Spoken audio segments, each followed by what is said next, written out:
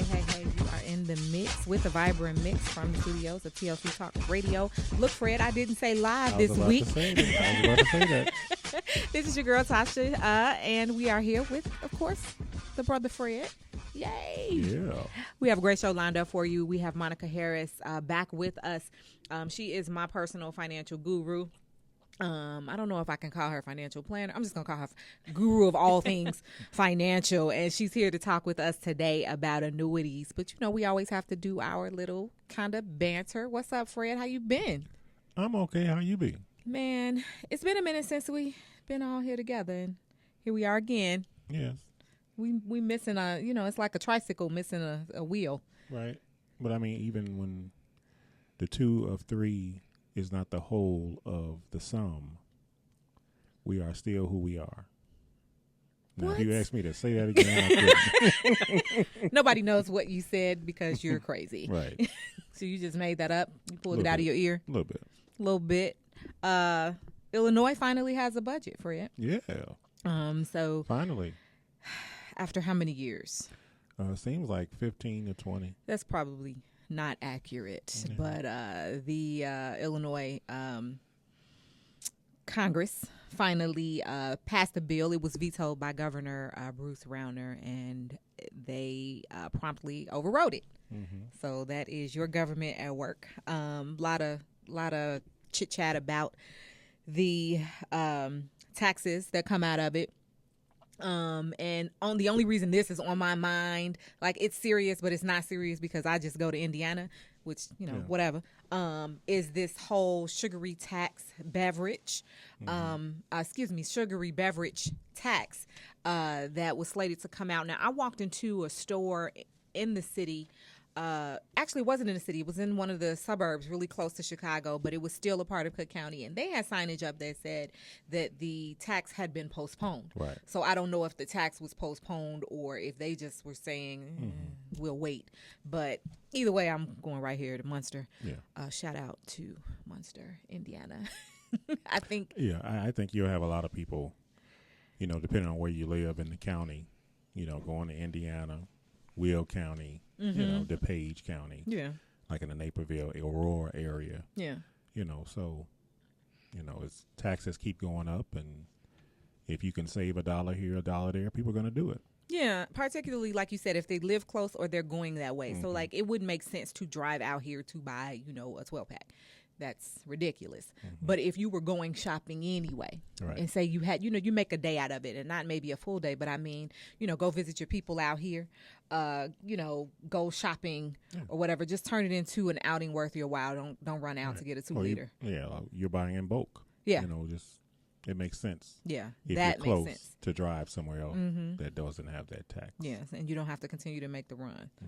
Yeah, but shout out to the public who is not done protesting. With all of these moves, it will continue to make people exit the city and county in the record rate that it's going. I drove by a store right here on the border of Lansing and Munster, and they had their signage right as you turn into the parking lot said no Cook County sugary beverage tax. And I cracked up as I went to get my cheaper gas. Right. It's just, it is what it is.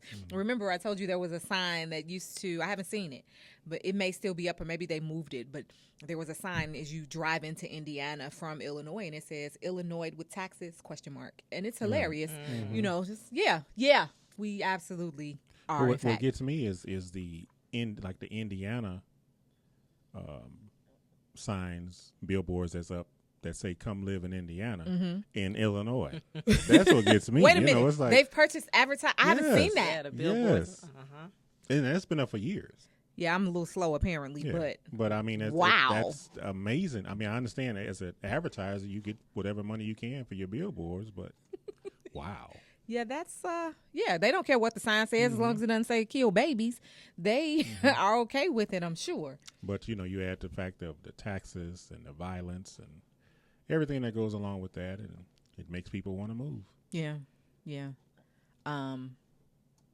Particularly people and violence, and I don't know because I haven't studied, violent trends. I haven't taken that kind of time to study, but I wonder how much of it is, don't get me wrong, I'm not saying there is not senseless violence, but I'm wondering how much of it is incidents being repeated on the news with the 24-hour news cycle. It seems like there's more than it is because you're hearing it all the time. Faith comes by hearing, right? So you hear it all the time, and that's what's kind of drilled in your mind. It just like when our people get on with this black on black crime. Of course, it doesn't, it does exist, right? But we talked about on this show that all crime, generally speaking, is intraracial. So the news only highlights quote unquote black on black crime. Right. And so it minimizes our humanity, makes us look like animals. And I had a debate with somebody on Facebook. I said, and before you know it, you're going to have police thinking that we're nothing but animals and shooting us for nothing. Oh, wait, that's already happening. Yeah. Okay. So white people kill white people because you don't typically go to another neighborhood and say, you know what, I'm gonna murder these people. I'm gonna rape these people. This is what I'm going to do. No, typically you do it where you live. Right. If you watch any of the crime shows, they talk about, your perpetrator typically lives or works in the area he or she is offending in. But when you throw it at us, and I got on that because I was talking about how people just kind of believe the hype. And so then you have all these people like, we can't do nothing about the police killing us until we deal with black on black crime. Well, we are multifaceted and we can do more than one thing at once. Most of us. So, you can address one thing and address another thing. It doesn't have to be either or. Right. See how you got me on my political soapbox? But I mean, that's what I do here. That's easy. At a vibrant mix. Let's shift gears. Welcome to the show, Monica Harris of Efficient Estates. And we brought you on today to talk to our listeners about annuities. You were here before, and we were talking about financial planning, preparation, insurance, how to make that work for you. But let's talk about what is an annuity. All right, let's talk about what is an annuity. So, again, thank you guys for having me. Monica Harris of Efficient Estates. And if anything that I say is a little bit unclear, you're uncertain if it's a good fit for you, want to know more, we can be found on the internet at www.efficientestatesannuityandinsurance.com. And so what we do is we specialize in annuity strategies. And I get a lot of questions about what is an annuity? Like, why would I want an annuity? What does it do? And so to try to keep it as simple as possible, an annuity is an option. You know what an annuity is, right, Fred? When you say it. It's an option. Please use it in a sentence. Like if you put it on the shelf with Dial, Dove, what's another soap brand? Aldi. Wow. Dial, Dove, Aldi, Ivory. Jewel, right? Kroger, or whatever the different brands are. Your brands of a financial vehicle may be a certificate of deposit, a checking account, a savings account, a mutual fund, a brokerage account, or an annuity, right? And so an annuity is just one of those options that you get to choose for savings. With Efficient Estates, most of our annuities are going to be suitable for the person that wants safety. They want to accumulate some additional money. I'm not supposed to be looking at you guys, right? I don't know how to talk without looking. You can look. You just can't leave your mic. You want. Just stay close to the mic. All right. Make love to the mic. Safety, accumulation, and that's, growing your money. They want to stabilize their income base. And I'll talk about that a little bit more if we have time. Make sure you keep me on time. Sure. And for death benefit, to enhance the death benefit of a pool of money. So for today, an annuity class can last for years, because there are so many different reasons, so many different structures, so many different ways that you can design an annuity, or that you might want, so many reasons you might want an annuity. But I'm just going to stick right now with deferred and immediate. So you can get a deferred annuity, for example, and what deferral on that means is that similar to an IRA or a qualified retirement plan, an annuity affords you, even if you don't have qualified money, to defer your taxes. the taxes that you pay on the money that you earn in your product. An annuity is a product. Okay. So if you start off with $100,000 in an annuity and you end up, for example, at the end of the year with $101,000, normally, if it's a certificate of deposit or a savings account, a mutual fund, or a brokerage account, you're going to pay taxes on the $1,000 that you gained. In an annuity, it's deferred, okay? Also, when we say deferred income annuity, remember I said that a lot of reasons that a person might want to get an annuity is because they want income. Income in the future is where the deferred piece comes into place. So you may put up. So the annuity then is a vehicle that you use to put money away with deferred tax benefits? You do get deferral on your taxes, but you might also want to defer taking it as an income, because an annuity also affords you the opportunity to create a fixed amount, a fixed pool of money coming in as an income. So, for example, I may want to take $1,000 a month for the next 10 years, 15 years, 20 years, or the rest of my life, like a lottery situation. Okay. And that's what a deferred income annuity would do. If I wanted it on an immediate basis, I could do that too. I could take a lump sum of money. I may not be comfortable with myself paying myself a incremental income, on a regular basis. So I'm going to use an annuity for that discipline. And maybe an immediate annuity is also going to give me access to those other three pieces. Safety. My money's going to be protected, meaning the money that I put in and the money that grows with it is going to always be there. I can't lose it, at least again, with efficient estates. Now, there are some options out there that are not going to give you that safety. We don't offer them. And then good accumulation.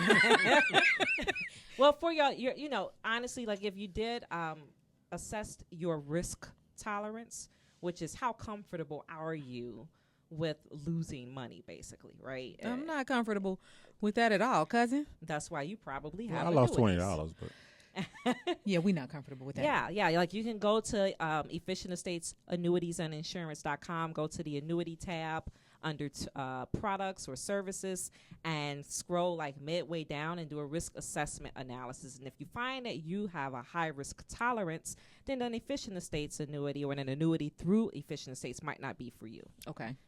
But if you find that you have a really low risk tolerance, then it might be a good fit for you. Okay. So low risk for Tasha. Yeah. So what I put together today, if time permits, is just the best way I think to explain what some people perceive as a complex topic is to tell stories, right? Okay. So just have a couple of examples of where, and these are examples of where an annuity might not fit. So I'll give you one of where an annuity might not fit, okay? So, like Fred said, he likes to gamble a lot. And did he say that? He said he loved it. I missed this conversation. What was y'all talking about before we went? Okay. Wow. I thought we were just talking about. Well, that's how I knew what an annuity was, because on the back of a lottery ticket, they say a 20-year annuity. Bam. Mm-hmm. Great example. Somebody's a Lindblom graduate. Yeah. So Fred loves to gamble, and he plays a lot in the stock market. And so he gets a rush. He actually gets a rush from losing money. And from increasing his investments while he's losing the money. So basically, when he loses money, he just go and get another pool of money, or he go to Tasha and he gets a few dollars from her so he can buy more, right? I like that. Yeah. I looked over at the camera real funny. Yeah, that's why he's not a client yet. And so since he likes taking risk, and he's the tender young age of 30, he's maxing out his employer's He's maxing out his employer-provided retirement plan, and he keeps an emergency fund, and he keeps that in a mutual fund. It's kind of risky, but he keeps his emergency fund in a mutual fund. Most people keep their emergency funds in a savings account, a checking account. Fred, I'm sorry. Yeah, that explains why you're not an Efficient Estates client. Okay. It's not a good fit for an annuity through Efficient Estates because he could care less about safety. He likes accumulation, but he likes risk. High risk for big reward, the potential of big reward. Okay. So that kind of gives you an example of someone who might not be a good fit for an annuity. Let's see if we can find a reason. How much time do I have? You've got a few minutes. Okay. I hear some good candidates. So they're not. No, they're not good candidates. No. Jack and Risa, they're not good candidates. No. Here's one. Excellent candidate. So Louise is 45. She's self-employed. She plans to retire in 20 years, and she recently inherited $250,000 from her late father's life insurance policy. It says, therefore, she inherited every penny of the $250,000. So, elaborating, because we're life insurance specialists as well. If she would have inherited that money from his retirement plan or his pension or something like that, she would have got it minus income taxes. Yeah. Mm-hmm. And minus the taxes that he possibly hadn't paid on it yet. So remember, life insurance gives you dollar for dollar when it's designed properly. You don't have to deal with Uncle Sam on the income tax. That's not the estate tax, but on the income tax. I'm tired of him because he's taxing Coke and Sprite. Ain't nobody got time for that. Yes. But if it's in a life insurance policy, she was able to get the full value. She's very conservative and does not want to lose a dime of her inheritance. So her emergency fund is a healthy one, and it's liquid. So it's in a checking account or a savings account or something that she could easily access. She simply wants to park the $250. Okay, she wants to let it grow. She wants tax advantages on the growth, and she wants to start taking an income from it in 20 years. How about that? In 20 years. Mm-hmm. So an annuity through Efficient Estates is kind of perfect for Louise, right? Or Tasha. Yeah, definitely for Tasha. You got time for one more example? Sure. So here we have Carolyn. Carolyn has $25,000 in one account, $15,000 in a separate account. She uses the $15,000 as her emergency fund, and it totals about 6 months of her living expenses. So she has about 6 months covered. She's not happy with the interest that she's receiving on the account that holds $25,000. She's 48, doesn't want to lose any of it, but she does want to earn a more attractive interest rate than what they're giving her at the bank. She's a good fit. Yeah. Great candidate, right? So those are just some examples of why an annuity might be good for a person. What are the differences then between the interest earned on an annuity versus letting it sit in savings? So a savings account typically is going to come from a bank, right? Right. And or a credit union maybe. Yeah. And you get credit unions. I think they tend to negotiate or have a little bit more power on the interest rate, but they're still normally more compatible to that of a bank. So, with the bank, you get the security of FDIC insurance, right?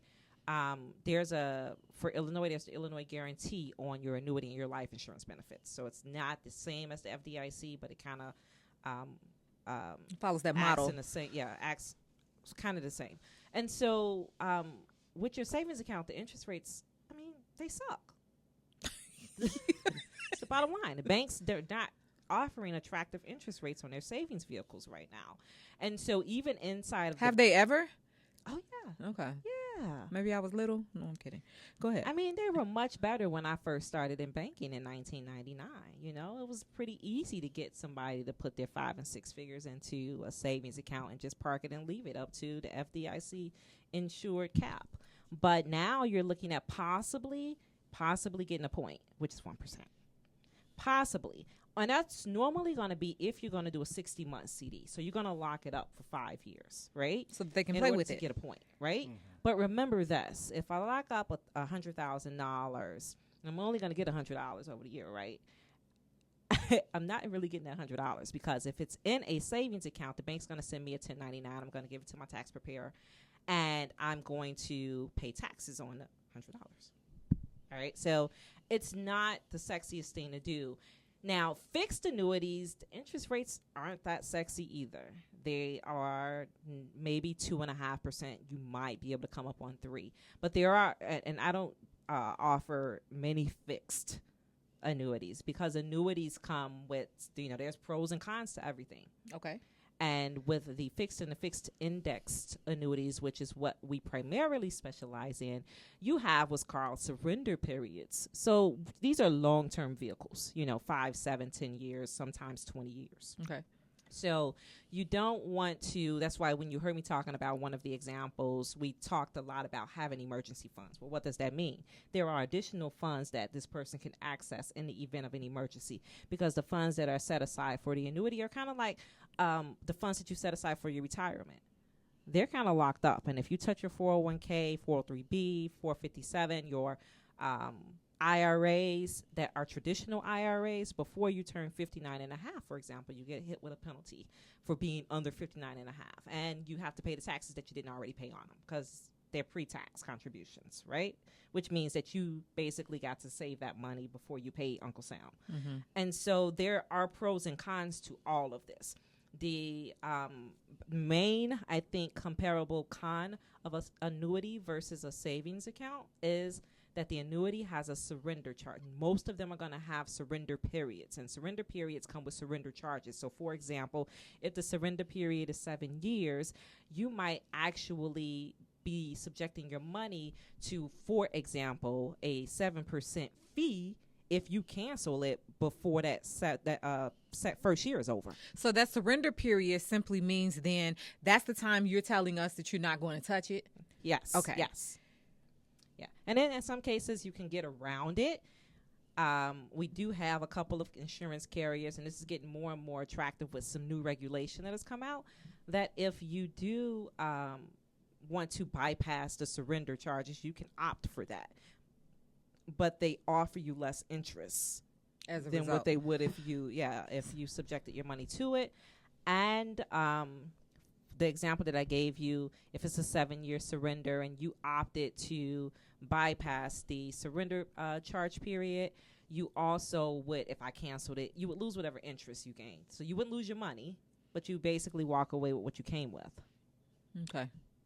So there are a lot of things that you have to consider. You have to be very careful. You need to make sure that you're working with someone who knows what they're doing. And at Efficient Estates, we specialize in it. That's all we do. We literally eat, breathe, and sleep annuity strategies. Okay. So, see, this is one of the things, as we talk about a lot on the Viber Mix, we want to educate and entertain, Fred's entertainment, entertain our audience. And so a lot of people may not recognize there are other ways to, store their money, put their money away, save for a rainy day. Our grandmothers taught us, put the money under the mattress or take it to the bank or make sure, whatever. And we like to make sure that we give them information. So we appreciate you coming on talking about annuities. How can people reach you and Efficient Estates? All right, I'm going to try to get this right this time. So, again, our website is Efficient Estates Annuity and Insurance.com. We are finally on Facebook at Efficient Estates. We are on Twitter at Efficient Estates.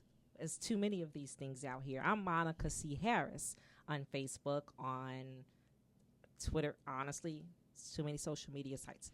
But on the Efficient Estates side, all you need to know is Efficient Estates, and we're at Efficient Estates on Facebook, and we're on Twitter. And our toll-free number, if that matters anymore with the cell phone life, is 888-997-8667, extension 101. Okay, so that's all of social media, Efficient Estates, much like all of social media for a Vibrant Mix is, guess, a Vibrant Mix. This has been Monica Harris with us of Efficient Estates, and we're just going to kind of segue right into our question of the day. Our boy Fred is here with that, and I think this one's kind of hot. Can I participate? Absolutely. Always. The question. Wait, stop. Why do you always go the question and then it's the dramatic pause? This pregnant pause. It's got to be Some there. y'all want to say no? Right. Okay. No, it's always got to be there because it's the build up. In a serious relationship, and you with someone and they have kids, at what point are you able to punish your mate's kids? At what point in the relationship? Everybody breathe. As soon as Shorty bring the noise. Yeah, she's clearly efficient at a lot of things. As soon as Shorty brings the noise, that's hilarious. Yes. That financial advisor just went out the door. Right. I've had that experience. I've had that experience. Mm-hmm. 2 marriages, 2 sets of stepchildren. Mm-hmm. And, yeah, that's the most amazing kids ever. But when a child gets out of line, I'm still that person that believes the village has access. Mm-hmm. Yes, honey. You know how the Cloptons feel. You bring your baby at my house, I can beat your baby. I agree. And that doesn't necessarily mean physical. No, it could. No, it but could, it but doesn't. It doesn't have to be that. If it has to, it is what it is. Like, look, but that's part of the process of when you're dating. That's important. And as you're getting closer, those are things you talk about. Well, particularly if you are supporting said child. Right. So let's say you are married, or you're not married, but you're living together, or whatever the situation is. But you are serious and financially contributing not only to your partner, but to your partner's children, whatever that looks like. Whether you're running them to Walmart, whether you're paying cheerleading camp fees or soccer fees, whatever. Does that make a difference? No. I mean, you are in that person's life now. You're in that kid's life. You're in that mate's life. So this is what needs to be talked about with the kids, first of all. Definitely. That in that process of meeting the kids, getting to know the kids, them getting to know you, they understand now you're, quote unquote, a parent now. And you have to mind, I love saying that because my mama said it all the time. You have to mind who that person is. You have to respect that. And if you don't respect that, we're going to have a problem. So, how you going to solve it, Fred? How you going to solve said problem? Different ways. We probably shouldn't say them here on the podcast. It's probably a bad idea. No, I agree with you. And that's something that should be talked about. And I think from the relationship standpoint, you should observe how that person parents. You really want to, when you're dealing with someone with children, you want to watch what you are about to tie yourself to. And so if you all have different parenting styles, that's not necessarily a bad thing. But if one of you is incredibly lenient where they're hanging out the chimney because they ain't got nothing to do, versus you who are kind of like, okay, well, look, bring the garbage out and, do what I asked because it's going to be a problem if you don't do what I asked. Then that's different. I think you should spend a lot of time observing. And before you get to that stage, you're right. Do a lot of conversing so that they kind of know where you are. Right. And kids are different too. Every kid can't be punished the same way. Right. Some kids you have to be harder on. Some kids the punishment can be easy, if that makes any sense. They don't need the total coming at them, but they just need to talk. And they're fine. Or the look. Some of them need to be hit out. Some of them need to be hit with a couch. And then they get it. You know what I'm saying? So, wait, a whole entire couch? Entire couch. You just pick it up and throw it at them because they sitting on it. You know what I'm saying? But they wondered how they got outside. But like you said, that's the learning process. Even with your own kids. Absolutely. It's learning. Okay, this is what I need to do to get them, because all you want them to do is understand what you're trying to say. That's all you. Okay, you're not understanding. This is what I need you to do. But the couch, though. The couch. The whole entire couch. Entire couch. That's interesting. Because I need you to understand. The children with the friend. And when you think about, I didn't clean the kitchen, the couch. That's the first thing you think about. So. Yeah, you know what I hate to see though? A baby flinch just when you raise your voice. Not flinching because you've done anything, but you've got them so terrified. There's a such thing as a healthy fear, and then and there's another thing is that's terrorizing. Yeah, but it's a, I won't say it's different entities. There's a difference in the flinches. There's the flinches, they always get hit. Yeah. And then there's the flinch of, she crazy. She gonna throw a couch at me. You know what I'm saying? But it's not all the time. It's not every time something goes wrong, I'm getting slapped. You can see a fearful child in the store, and then which is probably counterintuitive, but now you want to fight the mama because don't do the baby like that. Yeah, because like you said, it's the look like, I'm about to get in trouble, versus like you said, the flinch, the hand up, the penny from Good Times. Right. No, mama. Okay. That still was funny to me. That's not funny. No, but it's phony. It was phony. It's TV. That was based on real events. But I've still never seen an iron that where the cord detaches. That's because we're younger than that was. Okay. So absolutely, because my people talk about being beat with the iron cord. I may need they that don't make iron. that no more. Somebody I know the couch is getting heavy. Listen, I done heard about ironing cords because they did used to detach. I got that. The ironing cord. That's what I'm saying. That's what Penny's thing was. Yeah, Marie Wood should have been arrested. Yeah. What? Yeah. The razor strap. Unfortunately for Mama, my grandfather was a barber, and yeah. Well, you just do what he say. Serious leather. Yeah, I mean, I got the ironing cord. Beat with it. The 2x4, the broomstick. None of this surprises me. The big thick wooden spoons. Fred, you got the couch, didn't you? I got the couch.